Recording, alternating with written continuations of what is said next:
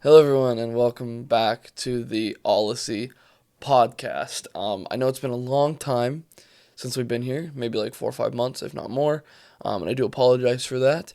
I did have heavy restraints on my tech and supplies at the time. I had a laptop with a cheaper DSLR camera, and if you don't know anything about those, the reason that's so bad is because DSLR cameras, most of them, after like 10, 20 minutes around there, they cut off. They cannot record past that and they shut themselves off. That's what mine did. That is why in a couple of videos, if not, it was either one or two, um, I had, footage of me talking like I do now, and then out of nowhere, it just, and it was gone. And then we had to replace it with the words as you saw. But forget about all that. We are back in business. We have all this nice stuff. I have a PC. It's a very nice PC, in my opinion. I have a new webcam, which 1080p looks really good. I have a new microphone. If it is sought after, I can do a podcast talking about the new setup. I also have lights, as you can see. We got a pretty good little studio here. Background could be improved. I got my D&D desk and my random shelf thing. But yeah, we're looking pretty decent. I've actually had to redo this same little intro 40 times because, like I said, we haven't been here in a long time. I can't just like sit down and, hey everyone, and that's how it's supposed to be. As always, these will remain unedited. Besides, like I said, the little like off to the side words or whatever, little like snippets or whatever. But it'll never be like taking stuff out and whatever because this is my natural, raw opinion. As you know, that's why you guys hopefully come to listen to. Um, Sorry, I sound a little hoarse today. I don't have the coronavirus. Optimistically, I shouldn't. Um, but as you can see from the title, that is what we're talking about today, is the coronavirus or COVID-19. I don't know if I'm even going to get to upload this, if I'll get demonetized, or what the status is on YouTube right now with the coronavirus, because it's just a mess, honestly. Um, but yeah, and sorry if I look down here and I'm not looking at you, I'm looking at myself, because I have a really bad problem with making sure everything is still going, because like with that old laptop I would record full podcasts. If that laptop did its job every single time, I would have probably 6 or 7 podcasts uploaded to the channel, just because so many of them I loved, but I do many tests before uploading or before recording, and they'd never have audio. They'd never have certain like elements that I needed, so I just had to scrap them. And I don't like doing, like I said, I've done the little intro part, but if I got all the way through this and had to do it again, I couldn't, just because I would lose the motivation. I would lose the originality, because it would just be me repeating myself. So that's what I think makes these the best, is I just feed off of my own thoughts and energy, as weird as that sounds. Um, but yeah, we're talking about the coronavirus. And as you know, on the podcast, this isn't like, statistics and, oh, here's this state has it, and here this state has it, and this is your chance of getting it if you go to this place, and this is how many people have recovered from cases and stuff like that. Like, it's not numbers. This is what the average person knows. So me, right? And you, and I'm gonna try to digest what I know and break down into what I can, right? So, yeah. So first, with the coronavirus, I want to talk about when it started. Okay. So the coronavirus really came into popularity, I want to say like later February, early March, if I'm not mistaken. That's when it came into my life, anyways. Um, it didn't really start hitting like stores differently and stuff until probably, I want to say, later March. Around there, because it's already late April. I know I'm dating it, but hello, it's the 28th of April for me. If you're watching this in the future and the coronavirus is all settled, that's awesome. But yeah, so when it started, there wasn't too much of an impact in my life, in anyone around me really, because when it started, you know, I've lived through.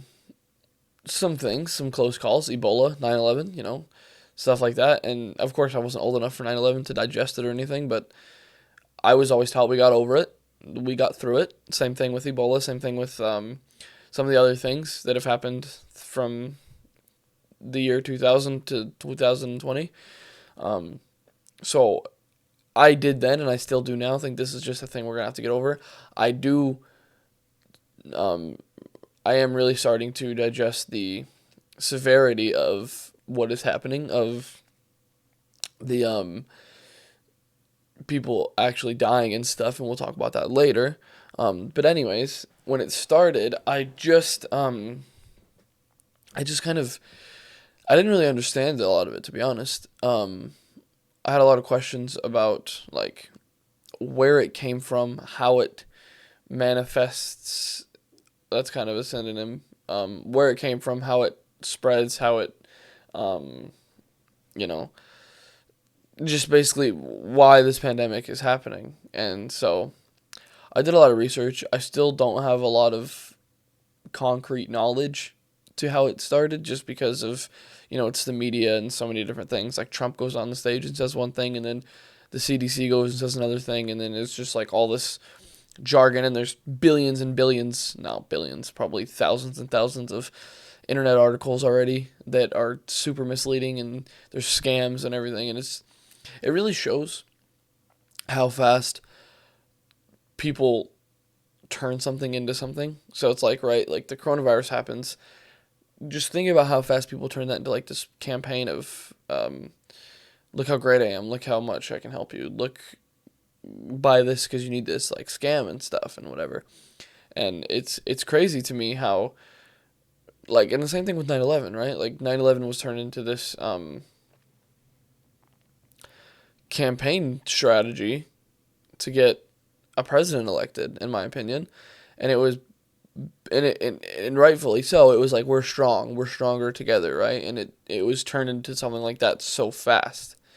And I just think that's kind of nuts, but it's whatever. But anyways, so it started, and I work right now at Walmart here in my town. It's a decent sized Walmart, nothing crazy. Um, and I started talking to a couple associates and a higher up associate about it, and like, yeah, what do you think could happen? Um, do you think they'll ever shut the store down and stuff and stuff? And keep in mind, this was super early on Corona. This was like right when it started coming into in this time, and I live in South Dakota. In this time, it wasn't even in South Dakota yet. It wasn't anywhere near South Dakota yet. It was still like in the bigger states of when like people would travel over and bring it with them and spread it in those states. It was in those like popular states, right? Um, so that's where we were at, just to give you some perspective. Um, anyways, we were talking, and we didn't really know what would happen. I didn't think a lot of it, to be honest. I didn't think, because obviously, and I don't know if I'm allowed to share this information, but I'm gonna do it anyways because. But Walmart, at least for us, made around, um, it was about a quarter million a day in our Walmart. We made around a quarter million a day. And if you think about that, that is a lot of money, right? Obviously, who wouldn't want $250,000 a day? Who in their right mind is going to close? And keep in mind, if they were to close, I would imagine it being for the regular 2 weeks. That's 14 days. That's a quarter million times 14.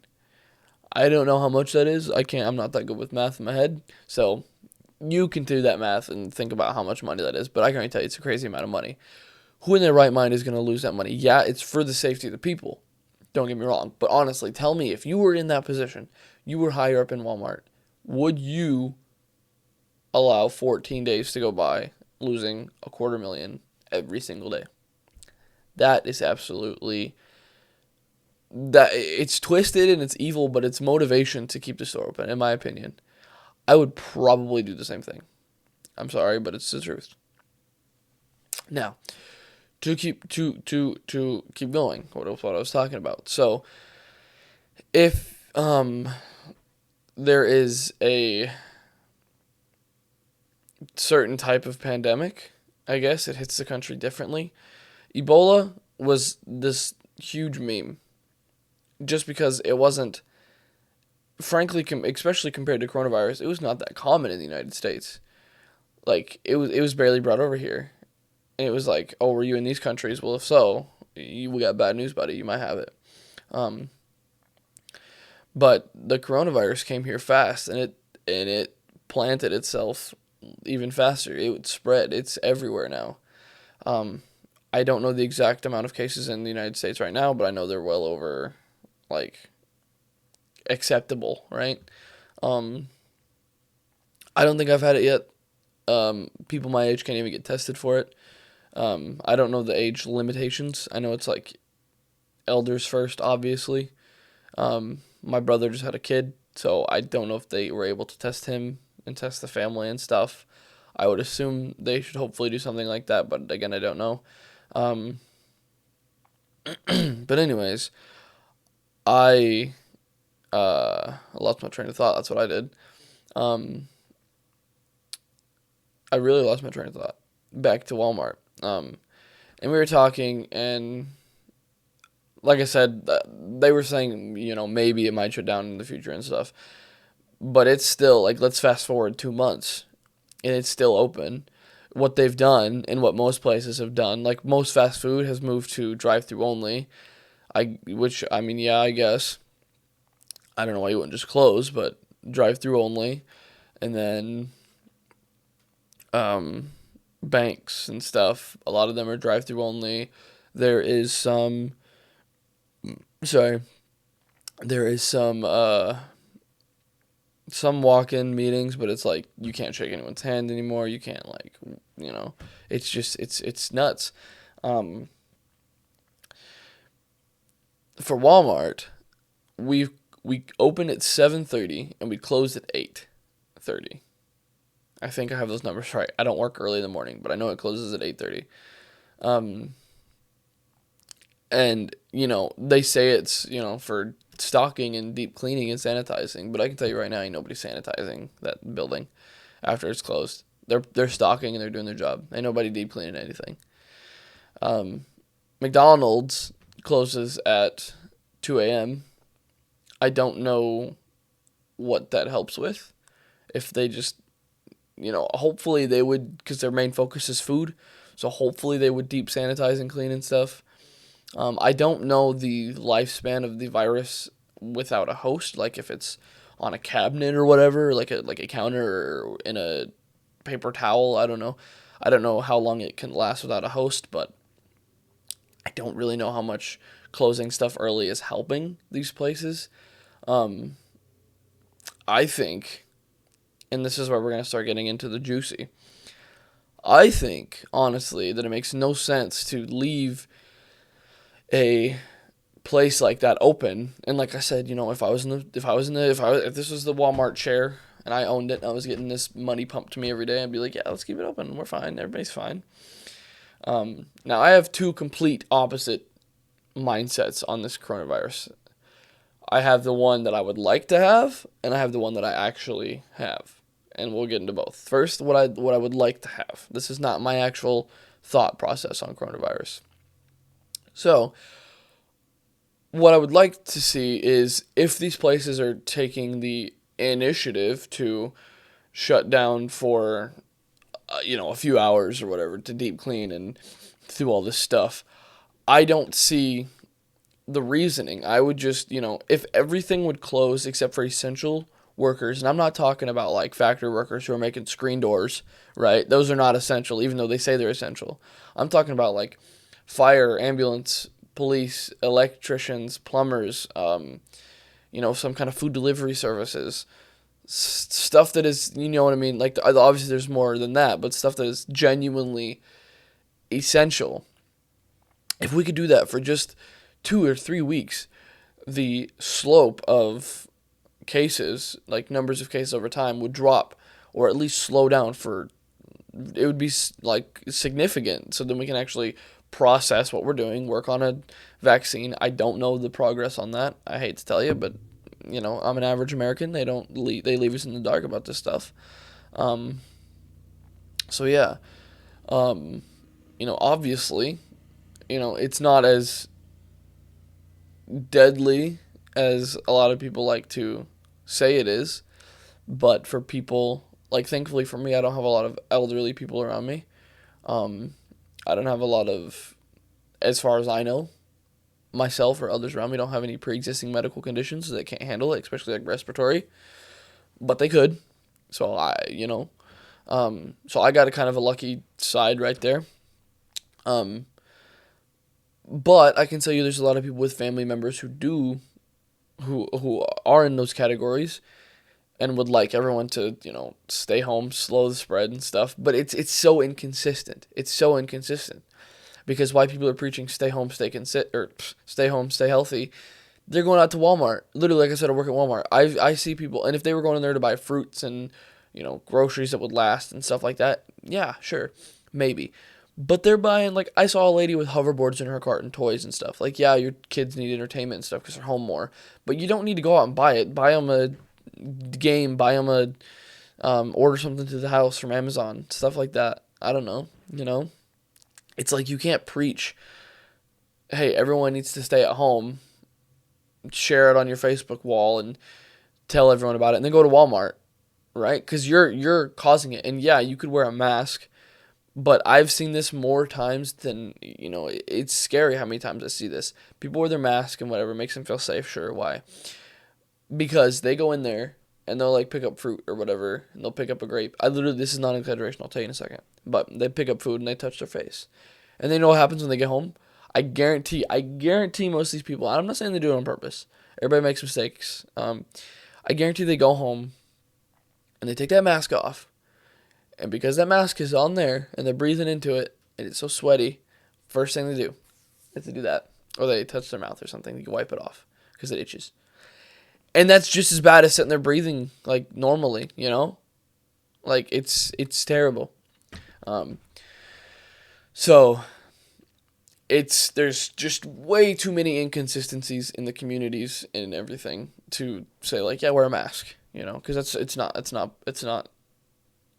gonna help as much as people think. At Walmart now, effective as of a week ago, they're making all Walmart associates wear a mask, which obviously, if you could imagine, I don't even work the full 8-hour shifts anymore, but I have people that do, I have friends that do, most people do. Can you imagine wearing one of those for 8 hours? That's gnarly. Gnarly is the best way I can describe it. But anyways, you have like all of these. I don't want to call them fallacies because there's like some truth in like wearing a mask and whatever. But it's just it's you're 100 or you're a 0, right? There's the in between doesn't help as much as you think it does, right? Staying in 3 days of the week is just as bad as going out 7, right? Because you could still potentially have it and spread it just at a different day of the week. Sorry, hit it twice than you would have, right? So I would like I said, this is the one that I would like to have is for everyone except for the essentials that we talked about, like absolute essentials, to be stuck at home in a self-quarantine or in a quarantine or whatever it's called, shelter in place, for 2 weeks at a minimum. And I feel like that would make a really good. Now here it's not as bad because we have like I think under 10 cases in my town, which is pretty good for the size of the town. But in other towns, like there was a place here in South Dakota, there was a meat processing place, and there was 300 cases in the meat place, which obviously they took home to their family, they took home to spread. Now there's more and more and more, and it's just, they didn't need to be there, right? There's other, like, we're not going to die if we run out of meat for 2 weeks, right? It's just like, I don't know. So that thinking about all this stuff, that led me into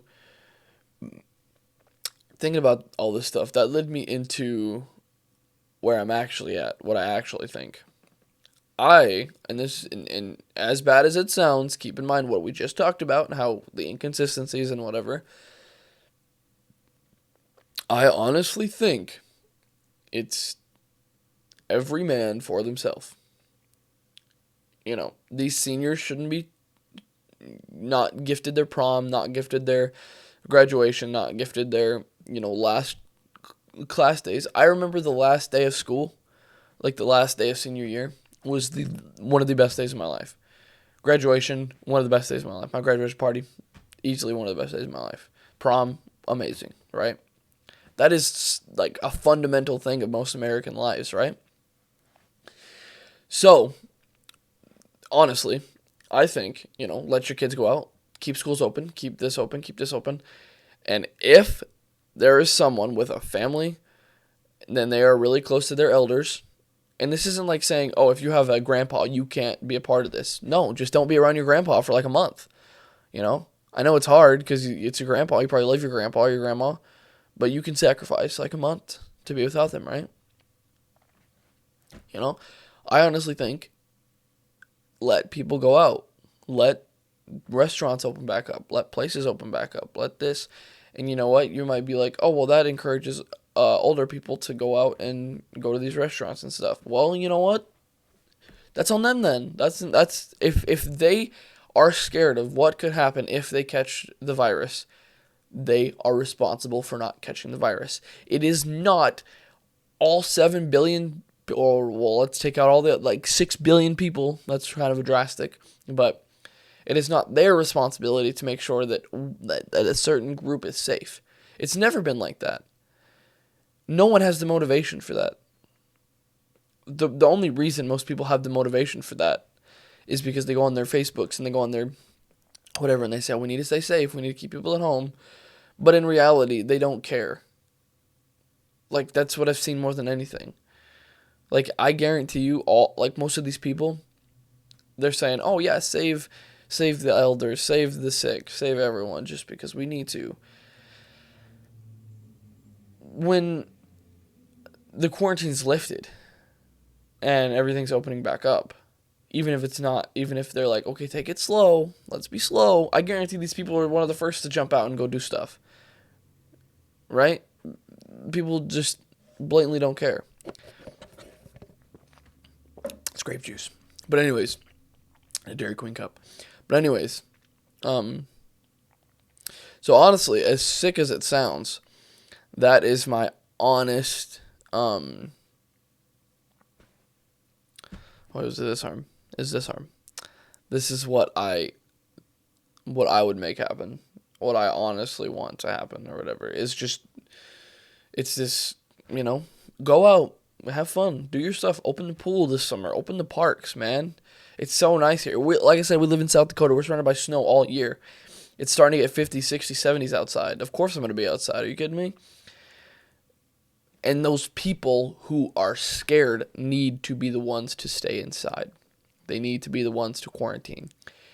And even if the rest of society is out, that actually kind of helps. Because if everyone's out, these people that are actually quarantined, I'm going to call them essential quarantines, right? They have more resources of people to go out and get them stuff. I don't know. I think it's this whole quarantine thing, and like I said, I don't know numbers. This is just me thinking about it.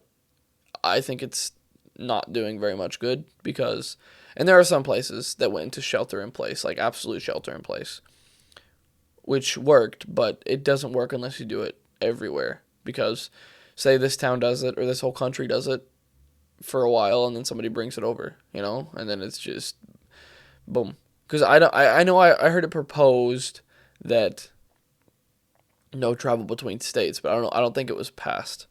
I honestly don't think it was ever passed. I don't even know if it's still in the works or not, honestly. But it's just too inconsistent. And I mean, it's not at fault of the system or whatever. What all can you do? You can't just tell people, hey, stay inside. You can't, because that drives people crazy. There's some people who don't sit on PCs all day or on their phones. They don't have much, right? Like Walmart, Walmart for older people, like a lot of elderly associates, that's like their whole social life. That's what they do. That's how they get out and talk to people. So of course they're not just going to be like, yeah, I'm afraid of getting sick, I'll stay home for 2 weeks, right? So I don't know. But anyways, one of the things which I thought was a good idea was the stimulus check. Stressing me the absolute out though. It's whew. Stimulus check, if you don't know, obviously you probably do, was a $1,200 sum of money sent out to millions and millions of Americans, underclass to middle class.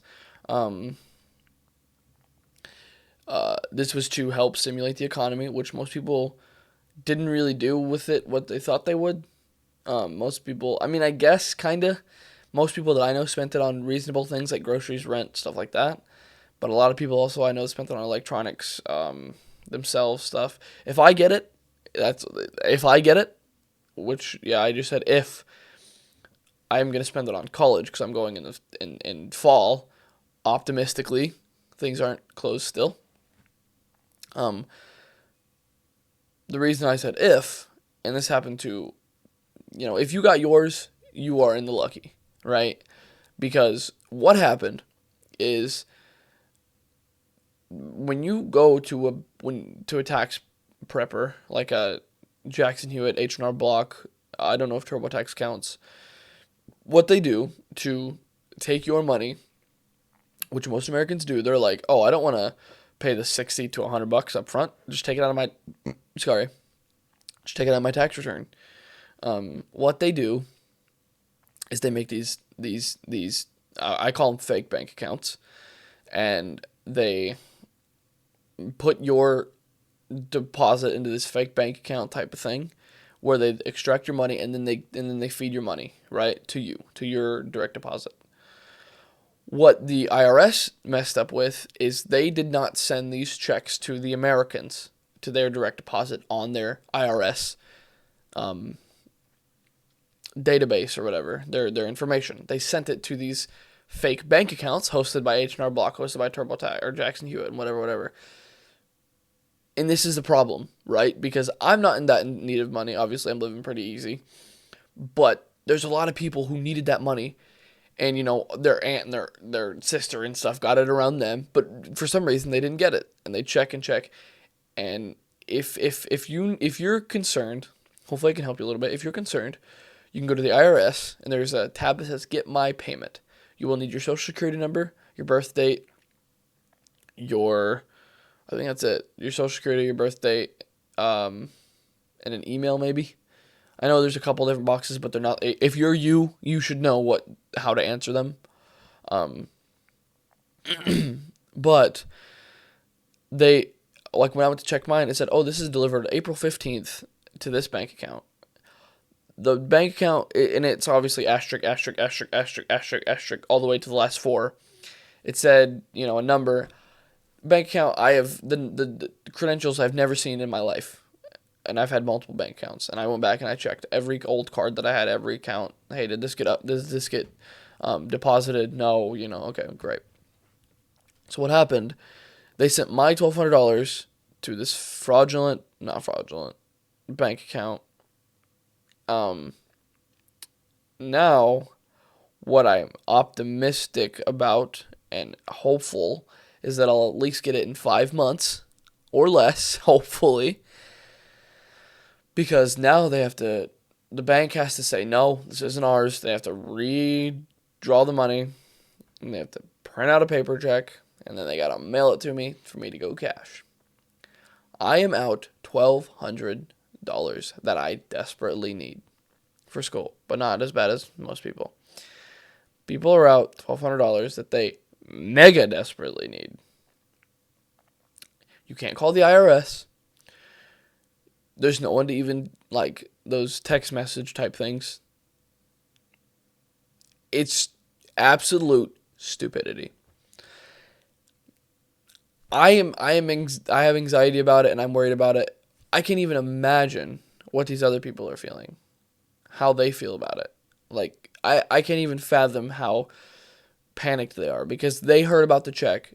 They read the requirements. Oh, I'm going to get $1,200 or, more for their kids, $600 or $500 per kid or whatever it was. I'm going to get to feed my kids. I'm going to get a little bit of my life back because I'm going to be able to help my kids again. And I'm going to be able to get them resources that they need for their online classes and stuff. right? They didn't see a dime of it. And that is terrible. And what have they done? I haven't even seen, this is something I have been researching. I haven't even seen an official IRS or, president of something like that, make a statement, tweet about it, make an article, anything. I haven't seen anything. I haven't even seen an interview. All I've heard is, yeah, your bank might send it back and you might get it in the mail. What is that? What kind of security does that give people? What kind of peace of mind are people supposed to have with that information? It's terrible. I don't know. I just know that money, while it was good in heart and good in nature, they panicked and they sent it out too fast, and look what happened. They didn't double check, they didn't triple check, they didn't. It's $1,200, $1,200, and if for some reason that got sent to a bank account that didn't want to send it back, that's a significant amount of money. They even messed up and they gave some guy like $8 million. Obviously they took it back, but still, like, the first round of stimulus was idiotic, underprepared, and extremely rushed, in my opinion. They're already proposing a round 2 of $2,000 a month, followed by some student loan forgiveness, debt forgiveness, free rent, which is a little pushing it. But I mean, if you're getting $2,000 a month, you should be able to pay your rent. I don't know if I see that happening. $2,000 a month is pretty extreme. This $1,200 was pretty extreme. I would have foreseen more of like 500 to 600, like for the first round. But $1,200 right out the gate is just kind of, that's probably why they messed it up as bad as they did. And I'm sorry, I'm kind of bashing the IRS. I think they went full idiot on, I'm sorry, I'm being brutally honest. I think what they did with these these stimuluses was stupid. They should have been way more careful. Even if people, it's only the 28th. So it's been a little 13 days since the first round of send outs. If they would have took their time, they would have been done before now. And everyone who required or who passed or beat the guidelines or whatever, I don't know, they would have their money that they need. But it was a part of probably Trump saying, "Hey, we need to get these out fast." Look what happened. Such a bad job on their part. And I'm going to be brutally honest. It was stupid. How many people? It's not just me. It's not just like the small majority who went through these. It's millions of people who didn't get this $1,200 that they were looking forward to. Why, people around them did. Just because they filed through someone. The IRS, I don't know exactly how they do it, but I'm assuming they could have done this. Should have looked and checked recent history of the bank account. For one, if it's active. For two, if it's an actual freaking bank account. Right? They could have checked, like, obviously the history, like the last time used, last deposits, the states it was used in. So obviously if it's 50 states, it's not the correct bank account. There's so much more. I'm getting heated. There's so much more they could have done. And I don't want to say it's lazy. I'm not saying it's lazy. I'm saying they tried to send it out as soon as they could, which is the dumbest thing I've ever heard in my life. They should have taken their time, and sent it out slow. Because yes, they needed the money. And like I said, it's 13 days later. It would have probably been done by now. Even with the limited staff at the IRS. It was a bad job. It was just a bad job. It was stupid. It was not well thought at all. But hopefully they learn their lesson. And if they do send out a second go round, hopefully everything's good. I sincerely hope they don't flock this time and screw the pooch again. Because I'm sorry. It was like, think about that. That is the people who are handling the money of America. right? They screwed it. But if you did get yours, that is super awesome. Let me know in the comments, please, if you did get yours, or if you aren't sure if you qualify, or if it was sent to a wrong bank account like mine was. Let me know in the comments, and I can help to the best of my ability. Like I said, I've been researching a bit on it, so I do have a bit of knowledge on the topic right now. So, yeah, I don't know if there's too much to talk about left. I kind of gave most of my opinion. Basically, to wrap it up, the stimulus was stupid. The process was stupid. I think you should stay inside only if you are concerned of your own safety. Open everything back up. I hopefully don't have it, and workplaces are getting stupid. That's basically my thoughts on the coronavirus COVID-19. It is currently April 28th, 2020. Hopefully I'll be able to make a podcast a month down the road, 2 months, and say, hey, everyone, it's over. We're good. The country's back to normal. The world's back to normal. Thank you guys for coming out. I really appreciate you. Drop a comment. Let me know what you want me to make next. Thank you for taking this 36 minutes to listen to me talk, and have a good day.